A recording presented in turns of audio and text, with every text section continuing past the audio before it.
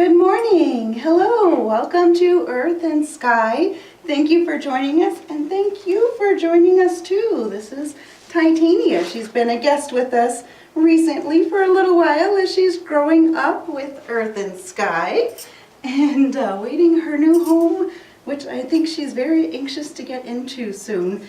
And so we at Earth and Sky do life talks every week. We also do meditations, and we try to bring you a variety of classes from time to time. I also like to mention other people in the community who are doing great things as well. And in Flushing, there's a new meditation studio that is phenomenal. Aviana Castro has opened up and set up shop in a beautiful brick and mortar building right next to Merle Norman Studios in Flushing. It's right on Main Street.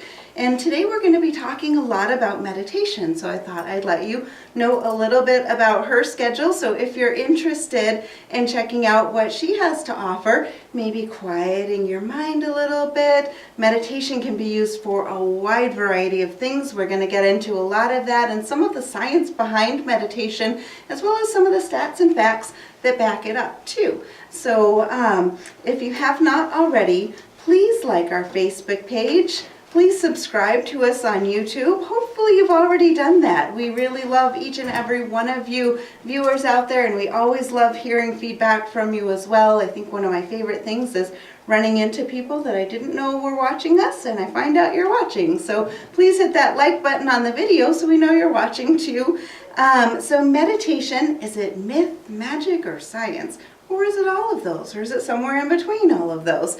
If you want to go and experience it in person, you can always come join us with our meditations. I also do gong immersions on occasion, or singing bowl meditations. But if you want to jump right in after hearing what we have to say today and go down to Still Studios at 3:30 today, July 22nd, they are doing a chakra third eye opening. They're using essential oils as well as the meditation techniques. That's at 3:30 at Still Studios, or tonight at 6 p.m. If you want to go down and check out their meditation, you're welcome to do that as well. They also, Friday is going to be exciting. Next week, Friday the 27th, is a full moon and it's an eclipse. It seems like we've had a little bit more of the eclipses this year than normal. It's going to be a while before we have these same series of eclipse that we've been having. And don't pull the camera down. So they're going to be doing a full moon gong bath and healing meditation on Friday night at 7 p.m. That's Friday, July 27th. And then the next day, Saturday, at 10 a.m., if you like morning meditations, you can join them for their 10 a.m. morning meditation. So you can see their full schedule and all of the classes that they have to offer on their Facebook page for Still. And it's in Flushing, like I said, right next to Merle Norman. So I hope you will go on down. Meditation in a group is really powerful. Sometimes there's a lot that can come out from meditating in a group as opposed to just meditating as an individual. Of course, it's important to do both, because when you're on your own every day and you're doing your daily meditation, which I hope all of you are starting to do, there's so much benefit that comes from that. There's so much with health benefits that come from it, so much mentally and emotionally that comes with it, so much peace that goes into not just the mind, but also the body, the soul, the spirit, all the aspects. There's so much that can be really helpful with calming the chatter. And did you know that 47% of the time people are actually lost in thought? What if we start to harness that? That's an awful large number. 47% of the time people are lost in thought. They're not processing, they're not actively doing, they're lost in their thoughts. They might be in the middle of something. I'm sure you can relate to sometimes working on something and suddenly you realize, oh, what was I just doing? Where was my thought going? Or how did I get to thinking about that suddenly?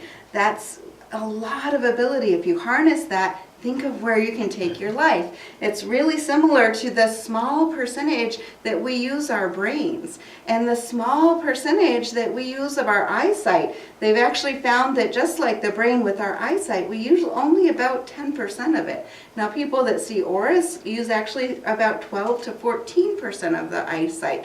So imagine how much more if we harness the power of our thoughts by not just being lost in thought 47% of the time. How much more productive can we be?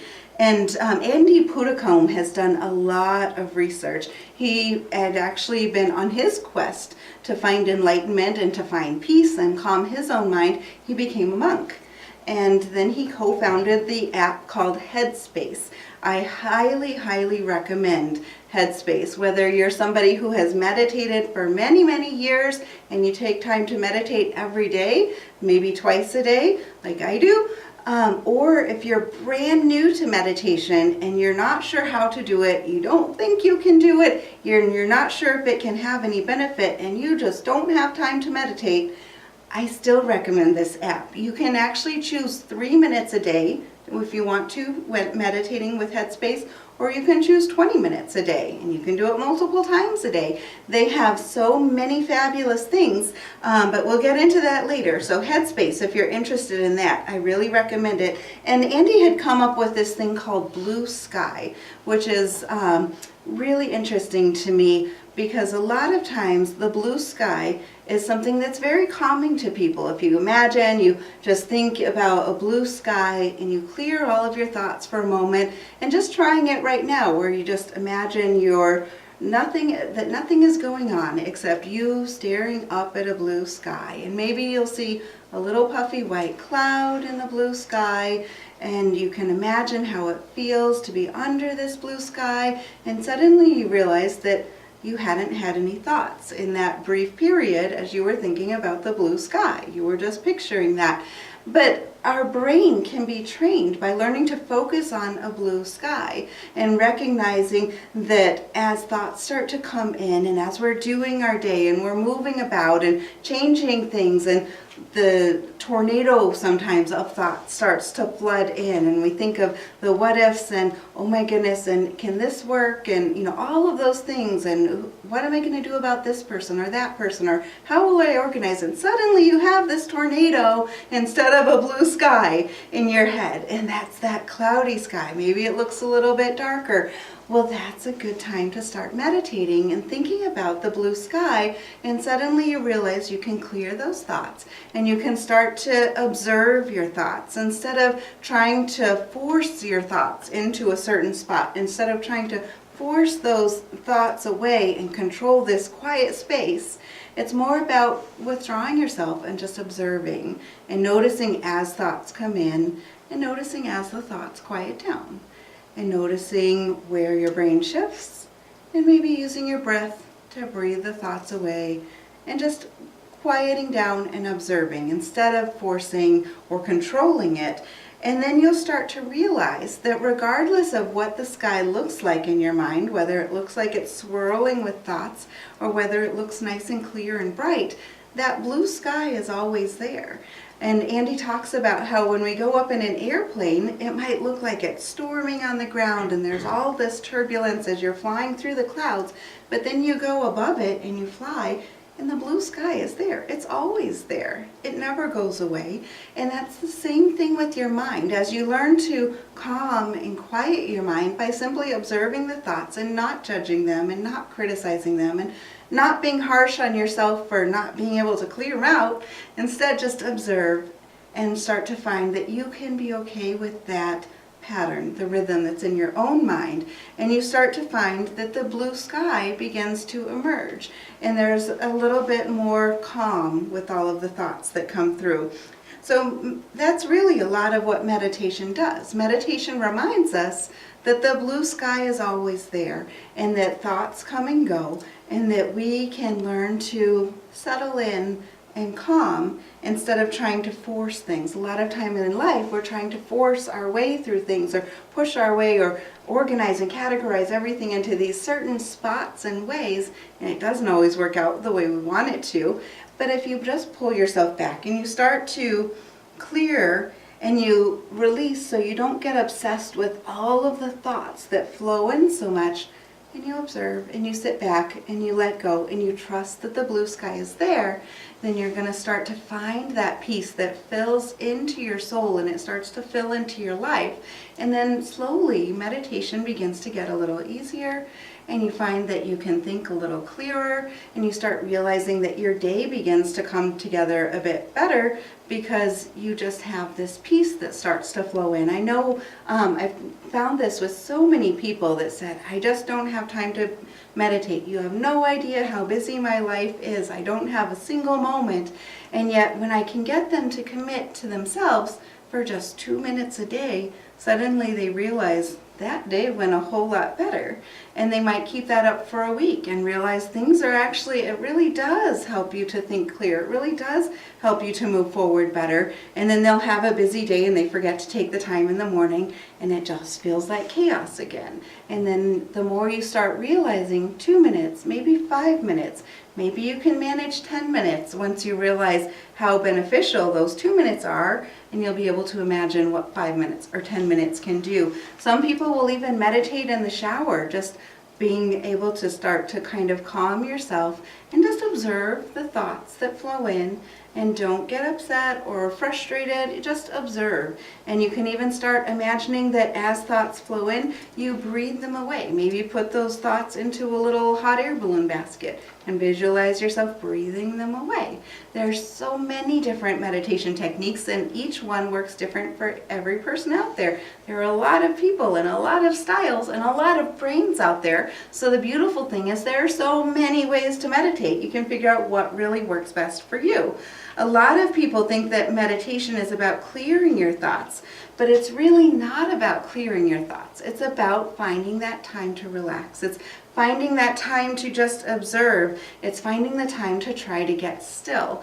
You don't have to feel like, I think so many people, when they talk to me about just starting to meditate, they're so afraid they can't quiet their brain, but that's not really what it is.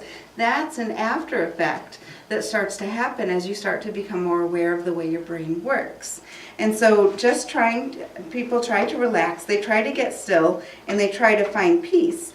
But instead of doing all of that where you're forcing it, instead, just sit back, observe, begin to observe your breath, begin to observe your posture. And again, even while I'm talking here right now, just starting to observe, notice as you take in one breath. And notice how you feel the air that moves into your lungs. And then as you breathe out, notice that you can feel that air kind of moving down off of your face. You can feel as you breathe out through your nose, it goes over your top lip. And then you start to notice how the chair feels underneath you. And suddenly you realize that you haven't had any other thoughts that came in that brief moment. And so that's, it's just about observing and sitting back and noticing. For some people, it seems like there might be a chance that they are afraid of the calm. We get so used to that inner chatter. I think for some people it gets a little bit eerie to have quiet in the brain. And so I think some people get interested in meditation and then suddenly they get a little afraid because it starts to get kind of quiet and you're just not sure what to do with the quiet. Just like some people in life feel like they need to fill the time talking and they don't really take a breath between sentences. And that same thing happens with a lot of people in the brain, where there's just constant thoughts and they're kind of swirling on top of each other, and they get a little afraid of what happens when that silences. So it's about trusting too, knowing that you can trust that you're okay in the quiet and that you're okay when it does get silent, and knowing that it's a new adventure to see what awaits you, what might come forth through the quiet. So notice inside, maybe ask yourself if there's a chance that maybe you're a little bit afraid of the calm. Maybe you like the activity or all of the multiple things going on, yet at the same time, if you're somebody who craves all of that adrenaline or those thoughts that kind of keep swirling and all of those things stacking on top of each other in life, think about how much you can harness by finding that calm, finding that peace. 47% of the time, we're lost in thought. So how can you harness and go so much farther if you just give yourself that chance to not be afraid of the calm and to embrace the quiet. In the brain, meditation affects the regions that reduce anxiety, depression, and pain, and also increase memory, self-awareness, and goal setting. So that's a whole lot of things to be able to help with. I know one of the things, so to address one of those aspects with pain, one of the meditations that I will do seems a little counterintuitive sometimes for people, but if you have pain, if you will instead just draw your awareness into that spot within you that has pain and start to focus on your breath. And again, remembering you're not trying to control your thoughts, you're not trying to direct it, you're not trying to clear it out, but instead just begin to imagine that you can put your awareness into that area where you have pain. Wherever it feels like you're hurting, go ahead and just put your awareness into that spot and notice how it feels. Some people feel like they're afraid and they would need to run from the pain, but instead of running from the pain, just to begin to imagine how it would, just begin to notice as you put your awareness into wherever it hurts within you, and notice how it feels. Notice how the pain starts to change. How does the pain start to shift as you hold your awareness in that spot? And most likely you're going to notice that the pain changes a little bit, that perhaps it lessens as you draw your focus there. When people are in a constant state of pain, the fact that they can put your awareness, when you put your awareness there and you realize the pain does change, it does fluctuate a bit, even if it's up and down a bit, there's a lot of power that comes within recognizing that fluctuation. And then as the more you focus on just having your awareness in that spot, you're going to realize that it starts diminishing, and it happens within minutes quite frequently, where that pain will start to diminish just by focusing, allowing your focus to go into that spot with a relaxed mind. And increasing memory, increasing your self-awareness. Great benefits that they've shown through studies that really increase a lot with meditation. Goal setting, there's a number of ways to do that, because goal setting will help bring focus to your mind, and it also can help you if you're manifesting something and you're visualizing what your goal is, you're drawing it to you in so many different levels. So, and then meditation creates higher levels of alpha waves, which is that part of the brain that really promotes relaxation. So you have the three main: alpha, beta, and delta. Beta waves are the ones that promote alertness. So while you're awake and doing things during the day, you're hoping that you have a lot of great beta waves to keep you awake and alert. Alpha waves promote relaxation, and then the delta induces deep sleep, and then you go into theta. And so alpha waves is really the ideal sweet spot for meditation, because it's promoting the relaxation, it's starting to open your brain so that you can be really trainable and coachable, and you have all of these great effects that start coming in. The brain shape and size literally change when you meditate. They've done some studies. They did an 8-week study, and they found after 8 weeks of meditating, the gray matter ended up becoming more dense within the brain of the people that were meditating, they became more dense in the areas specifically that helped with memory, learning, and emotion. So it helps people with that density become better at balancing their emotions, being able to recognize their emotions so they can harness and then find peace within whatever range of emotions they had, as well as being able to learn and memorize quite a bit better. And then the gray matter within the brain actually decreased in the amygdala, which is near the back of the brain, and that's the area that regulates fear, stress, and blood pressure. So simply through meditating, people have been able to, along with the advice of their doctor, of course, reduce their blood pressure medicines. You never want to do that without your doctor's consent and awareness of what you're doing, but it's a great way to start to help normalize that in a natural way. Fear and stress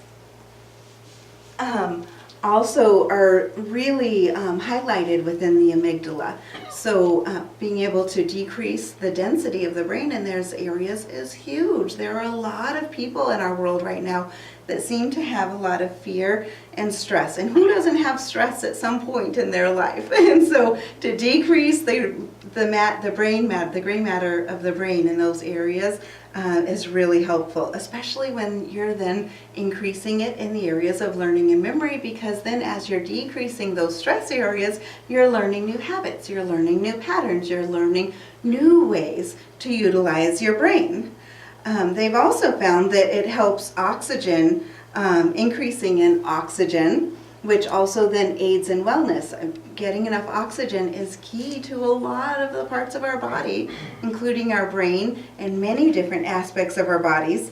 Another study showed that meditation actually helped people recover from the flu faster.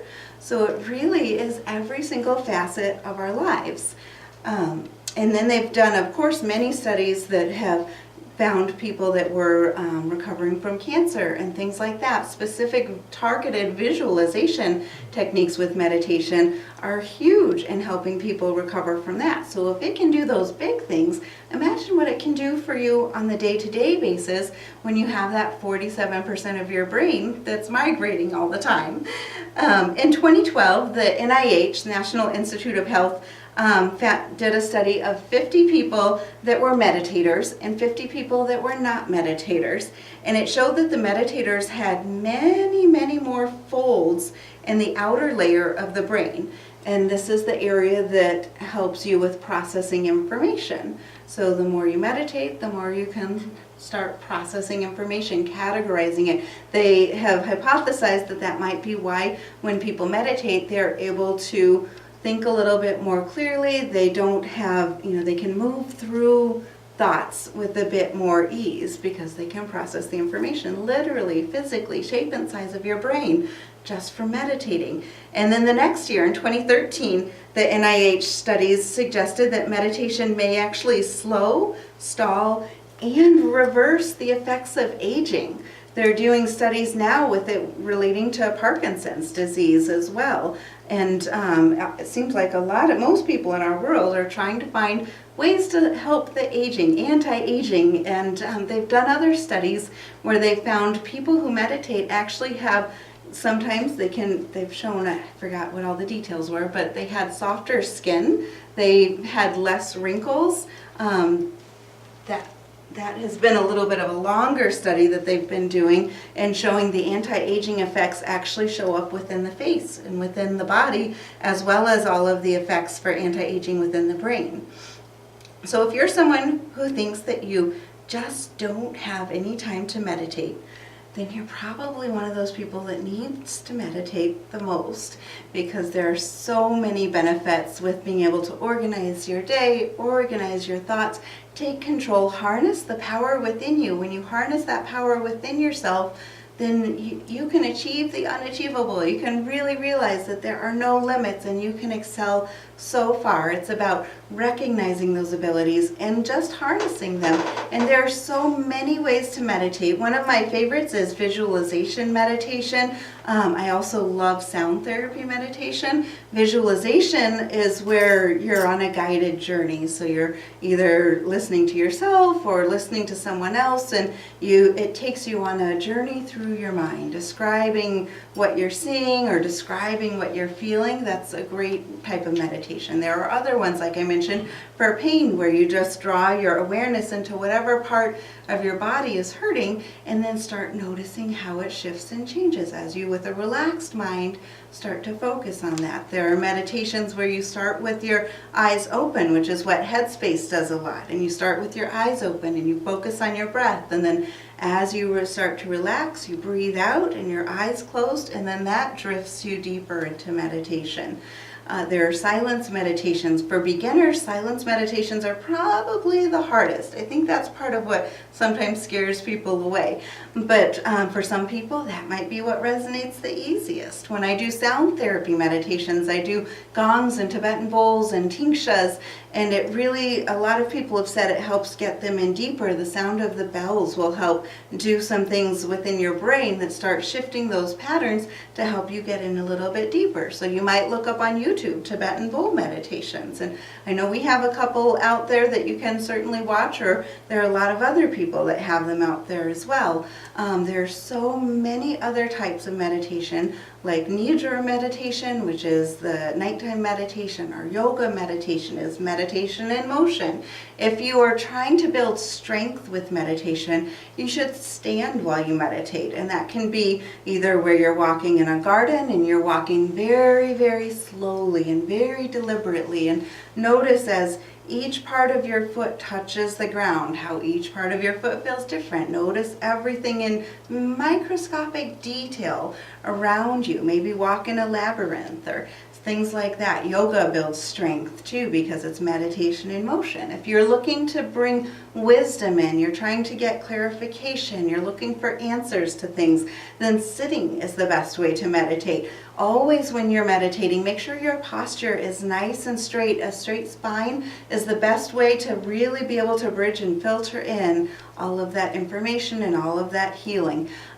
So wisdom, sitting down. If you're looking to restore yourself, if you're physically looking to get better, you're looking for health, or if you've just overdone it mentally or emotionally, and you just need to be restored, rejuvenated, laying down when you meditate is best. So each of those has different functions that go in on a lot of deep levels. We could talk for a long time about meditation, but I don't want to hold you too long. I know you have a lot to get going today, and hopefully you will think about going and checking out Still Studios today at 3:30, or you can check them out tonight at 6 o'clock for their meditation. Third eye activation with oils at 3:30, or meditation at 6 o'clock.